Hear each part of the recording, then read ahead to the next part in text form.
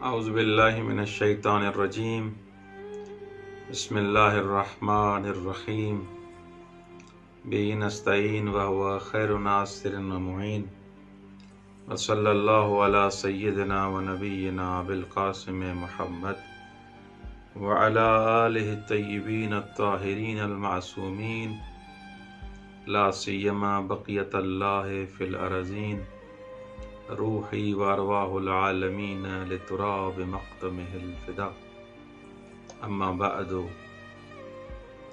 پروردگار عالم آپ تمام برادران و خواہران کو اپنے حفظ و امان میں رکھے، آپ کی توفیقات خیر میں اضافہ فرمائے۔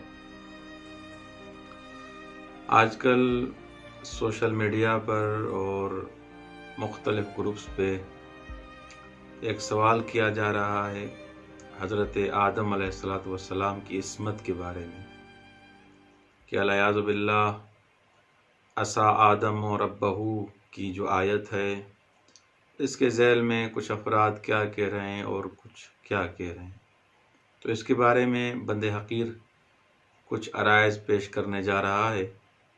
انشاءاللہ اگر اس کلپ کو آخر تک سنیں گے بحق چہاردہ معصومین علیہ السلام، آپ کے جو بھی شبہات ہوں گے اس اشکال کے بارے میں، اس موضوع کے بارے میں، وہ تقریباً حل ہو جائیں گے۔ ہم کوشش یہی کرتے ہیں کہ اس مختصر دورانیے میں آپ کے جو سوالات ہیں ان کے جوابات دیے جائیں۔ عصمت کا سب سے پہلے لغوی معنی کیا ہے؟ عصمت کا لغوی معنی ہے منع کرنا، روکنا، جو مقاصد اللغہ اور لسان العرب میں یہ معنی بیان کیا گیا ہے۔ روکنا، منع کرنا، اسے کہتے ہیں عصمت۔ عاصمہ منع کرنے اور روکنے کے معنی میں ہے۔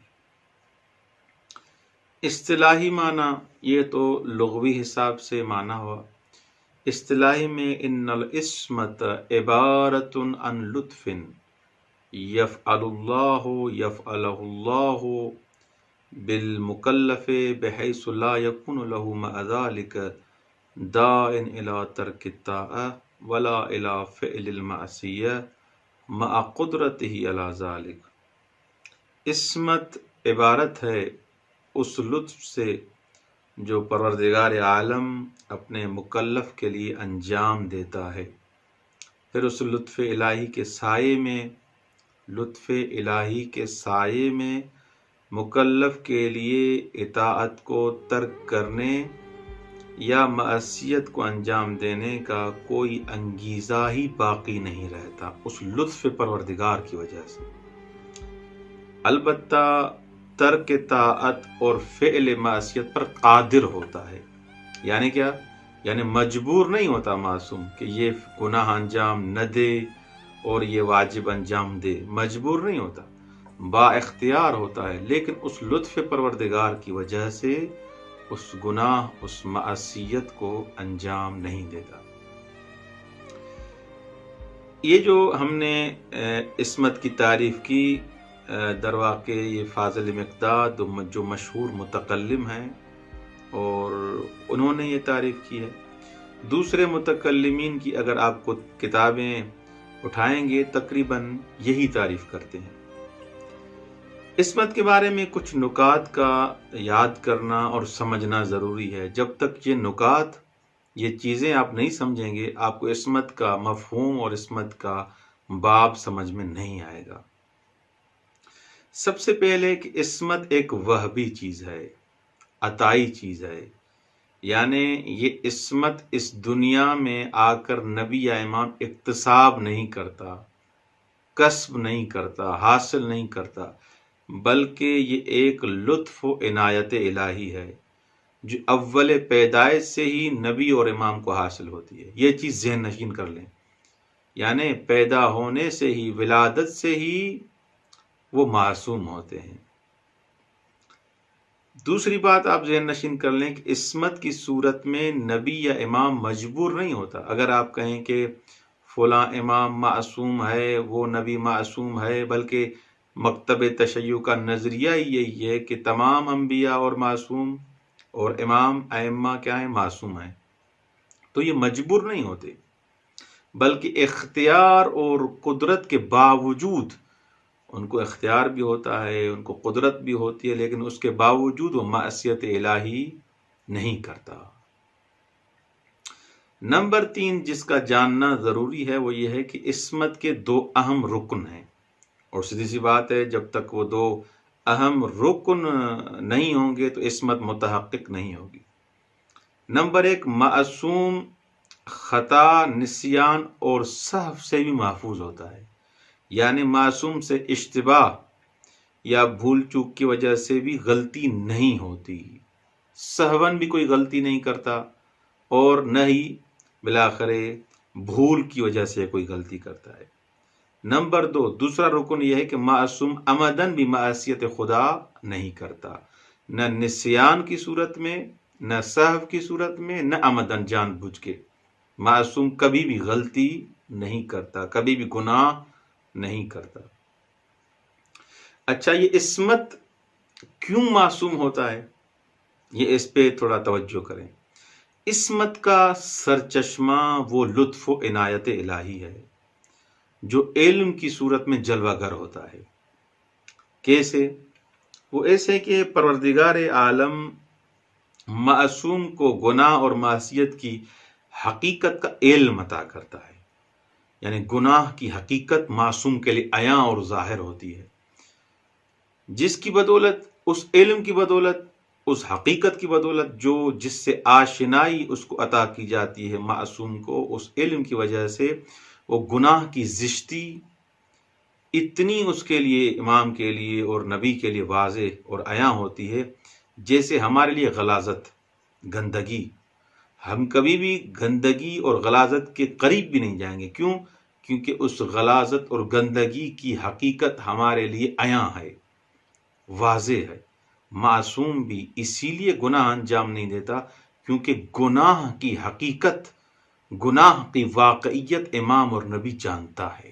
جیسے ہم غلاظت کے قریب نہیں جاتے، اسی طرح نبی بھی قریب نہیں جاتا. تو اس میں اختیار ہے، اس میں یہ کوئی نہ کہے کہ مثلا جبر ہے اور مجبور تھا نبی اور امام. نہ، مجبور نہیں ہے، یہ اپنے اختیار سے اس غلاظت، اس گناہ کی غلاظت اور گندگی کو امام جانتا ہے، معصوم جانتا ہے، اسی لیے اس کے قریب نہیں جاتا.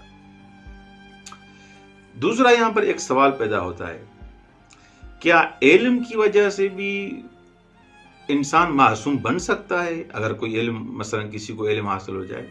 جواب بالکل واضح ہے، جی بالکل. علم کی وجہ سے یہ علم عصمت کا باعث بنتا ہے. کبھی کبھار یہ علم اتنا قوی ہوتا ہے کہ انسان مخالفت کا سوچ بھی نہیں سکتا. مثلا کبھی بھی کسی نے غلاظت کھانے کا تصور بھی کیا ہے؟ جو بھی مثلا یہ کلپ سن رہے ہیں یا جو سنیں گے یا جو نہیں سن رہے، آیا کوئی فرد بھی دنیا میں ایسا ہے جو غلاظت کھانے کا تصور بھی کرے؟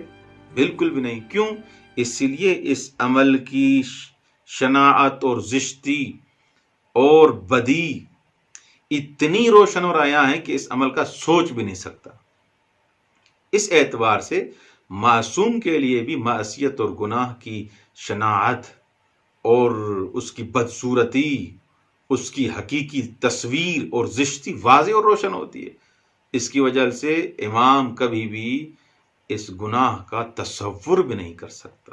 جیسے ہم عام آدمی غلاظت کھانے کا تصور بھی نہیں کر سکتے، کوئی انسان تصور نہیں کر سکتا، اسی طرح معصوم چاہے وہ نبی ہو چاہے امام ہو تصور بھی نہیں کر سکتا. تو یہاں ذرا غور کیجئے کہ انسان دونوں صورتوں میں، یہ جو میں نے بیان کی، انسان مجبور نہیں ہوتا بلکہ اپنے اختیار اور ارادے سے یہ کام انجام دیتا ہے. معصوم کا اس گناہ کے بارے میں اتنا علم قوی ہوتا ہے، اس کی حقیقت اتنی واضح ہوتی ہے، اس علم کی وجہ سے معصوم کبھی بھی گناہ انجام نہیں دیتا. لیکن مجبور نہیں ہے، معصوم اختیار سے انجام دیتا ہے. جیسے ہم غلاظت کھانے کے حساب سے مجبور نہیں ہیں، کہ ہمیں مجبور کسی نے نہیں کیا، لیکن ہمارے لیے غلاظت اتنی واضح اور اس کی گندگی روشن ہے کہ ہم اس کے قریب بھی نہیں جائیں گے، اس کے کھانے کا تصور بھی نہیں کریں گے. اسی طرح امام اور معصوم اس کے لیے گناہ کی تصویر اور حقیقت اتنی واضح ہے کہ وہ اس کے قریب بھی نہیں جا سکتے۔ تو یہاں پر میرے خیال میں ایک حصہ ہمارا کمپلیٹ ہوا جس میں ہم نے عصمت کی تعریف کی اور عصمت کے اہم رکن بیان کیے۔ انشاءاللہ دوسرے حصے میں ہم حضرت آدم علیہ السلام کے بارے میں جو شبہات بیان کیے گئے ہیں کہ حضرت آدم علیہ السلام بالآخر اس درخت سے اگر روکا گیا تو کیوں گئے تھے، اس نہی کا بالآخر یہ جو روکا گیا یہ کس قسم کا روکنا تھا، یہ نہیں ارشادی تھی، نہیں یہ تنزیہی تھی، نہیں یہ مولوی تھی، کس قسم کی نہیں تھی، اس کو انشاءاللہ مفصل طریقے سے بیان کریں گے۔ والسلام علیکم ورحمۃ اللہ وبرکاتہ۔